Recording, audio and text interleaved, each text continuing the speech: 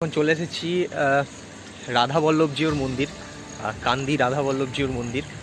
রাধা বল্লভ মন্দির যে মন্দিরটার ইতিহাস অনেক বড়, মানে ডাইরেক্ট এই মন্দিরের সঙ্গে বৃন্দাবনের যোগাযোগ আছে।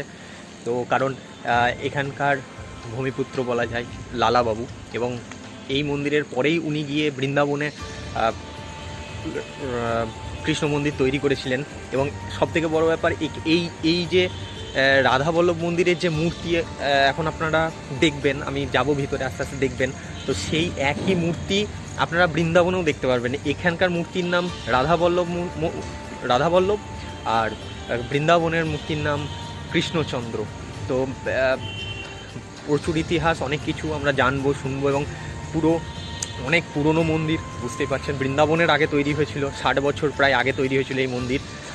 এবং তো চলুন দেখা যাক ভিতরে, এখন আমি ঢুকবো।